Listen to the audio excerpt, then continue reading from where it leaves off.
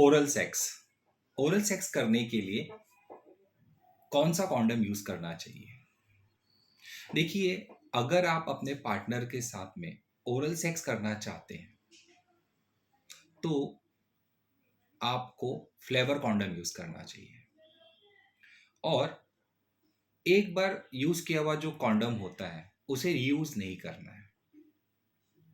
Flavour condom भी normal condom की तरह ही पूरी प्रोटेक्शन देते हैं, लेकिन ये एनल सेक्स या वैजाइनल सेक्स के लिए नहीं बने हुए हैं। उसके पीछे रीजन ये होता है कि फ्लेवर कॉन्डम जो होता है, ये जो लेटेक्स की स्मेल या टेस्ट होती है उसे कम करने के लिए कॉन्डम के ऊपर कुछ स्वीटनर और कुछ फ्लेवर लगाए जाते हैं, जिसकी वजह से एक फीमेल को पुरुष का लिंग मुख में लेने में सहजता हो, आसानी हो, और वो सेक्स के उन लम्हों को अच्छे से एंजॉय कर सके। इसी उद्देश्य के साथ में फ्लेवर कॉन्डम का निर्माण किया गया था। लेकिन कई बार लोगों को पता ही नहीं होता है और वो फ्लेवर कॉन्डम, एक ही कॉन्डम को सेक्स के समय पे ओरल में यूज करते हैं, बाद में वजाना में यूज करते हैं, देन फिर ओरल के लिए यूज करते हैं या एनल के लिए यूज करते हैं। तो ऐसी कंडीशन में फीमेल को बहुत ज्यादा दिक्कत हो जाती है। ऐसा इसलिए होता है क्योंकि वजाना का पीएच जो होता है वो बिगड़ जाता है स्वीटनर की वजह से।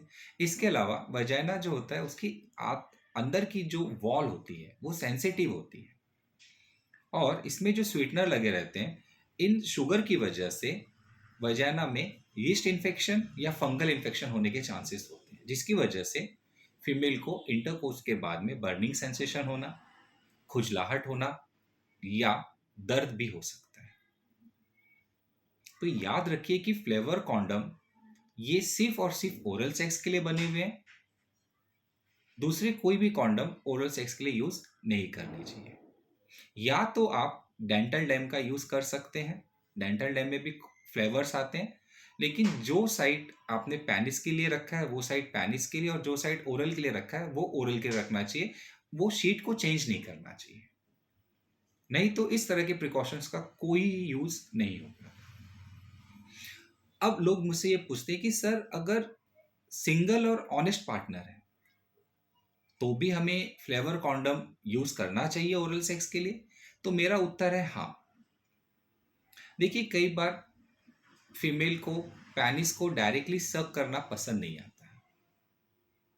वो मेल को खुश करने के लिए उस एक्ट को करती तो है, लेकिन सही तरीके से नहीं करते हैं, एक झिझक सी बनी रहती है।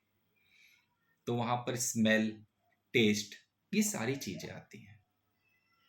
तो कॉन्डम की वजह से क्या होता है कि एक तो यूरिन के जो वजह से इन्फेक्शन होने का डर होता है, या स्मेग्मा की वजह से अगर कोई इन्फेक्शन होना है, या अनहाइजीनिक पेनिस की वजह से कोई इन्फेक्शन होना है, उससे वो फीमेल बच जाती है। दूसरा, पेनिस की जो एक अलग सी स्मेल और टेस्ट थी उससे फीमेल बच जाती है, और जिसकी वजह से वो उस सेक्स की एक्ट को एंजॉय कर पाती है।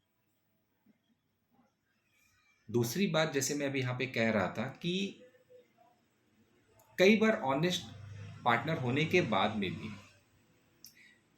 अगर फंगल इन्फेक्शन या स्कैबीज, ऐसा कोई इन्फेक्शन पेनिस पे हुआ है तो ये फीमेल को हो सकता है। इसी तरह से फीमेल को अगर माउथ अल्सर हुए हैं या थ्रोट इन्फेक्शन हुआ है तो वो भी स्प्रेड हो सकता है। तो इस तरह के इन्फेक्शन से बचने के लिए भी फ्लेवर कॉन्डम बहुत फायदेमंद होता है। अगर फ्लेवर कॉन्डम नहीं है तो आप डेंटल डैम का भी यूज कर सकते हैं।